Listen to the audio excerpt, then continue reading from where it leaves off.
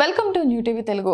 ఇటీవల శస్త్రచికిత్స చేయించుకున్న తర్వాత కోలుకున్న AP deputy CM Pawan Kalyan మంగళగిరిలోని పార్టీ కేంద్ర కార్యాలయంలో శుక్రవారం జరిగిన జనసేన ఉద్యమి సమావేశంలో పాల్గొన్నారు. ఈ సందర్భంగా గడిచిన కొన్నేళ్లలో తాను ఎదుర్కొన్న రాజకీయ సవాళ్లతో పాటు తీవ్రమైన ఆరోగ్య సమస్యలను తొలిసారిగా వెల్లడించారు. గత ఎన్నికల్లో విజయం తన ఒక్కడిది కాదని, క్షేత్రస్థాయిలో నిబద్ధతతో పనిచేసిన ప్రతి జన సైనికుడు, వీరమహిళ ఉద్యమిదేనని స్పష్టం చేశారు.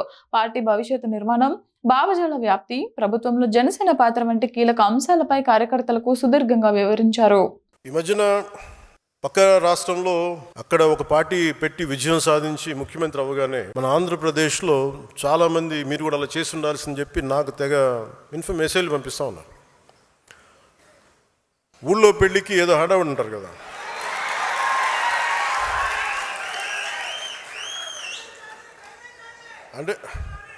అంటే ఎలా ఉండదంటే మనకి సందులోనో ఒక పెళ్లి జరుగుతూ ఉంటే మన ఊళ్ళో చిన్నపిల్లలు పరిగెడుతూ ఉంటారు అటు ఇటు, వాళ్ళ ఇంట్లో పెళ్ళి అనుకున్నాడు. అరే ఆంధ్రప్రదేశ్ పరిస్థితులు వేరు. సరే వీళ్ళు చెప్పినట్టుగానే మనం కూర్చొని 2019 నిలబడ్డాం. ఎక్కడ పెట్టారు? 2 చోట్ల ఓడించారు కదా. పోనీ ఎవరైనా నిలబడ్డారు ఆ రోజున నాయకులు అంటే అందరూ పారిపోయారు కదా. సో అందుకని కంపారిజన్ పెట్టకండి. నిజంగా నేను పదవే నాకు ప్రధానం అనుకుంటప్పుడు 2008లోనే యూత్ వింగ్ కాదు ఎంపీగానే పోటీ చేశాను. 2014లో నేను ఎన్డీఏతో అలయన్స్లో ఉన్నప్పుడు నేను మల్కాజ్గిరి నుంచి ఎంపీగా పోటీ చేయాల్సి ఉంది. బట్ నేను ఏమనుకున్నానంటే, ఎందుకు చెప్తున్నాను ఇదంటే, నేను ఒక పార్టీని నడపాలి, ఇది సమాజంలో మార్పు పట్టుకు రావాలంటే నాకు తెలియాలి కదా కష్టం.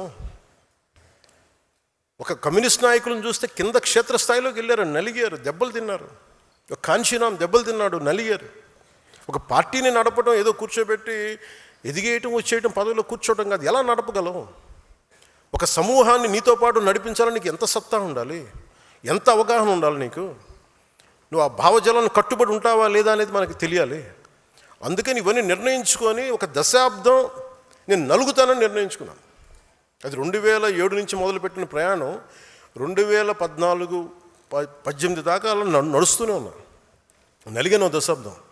ఆ తర్వాత 2019 చేశాను. ఎంత గెలుస్తానో తెలియదు, ఓడిపోతానో తెలియదు. బట్ అసలు ఐ వాంటెడ్ ఎక్స్పెరిమెంట్. చూద్దాం ఏం జరుగుద్దాం. దెబ్బ తినకుండా ఏది రాదు. అదే 2024కి దాని గురించి మళ్ళీ వివరిస్తాను మీకు.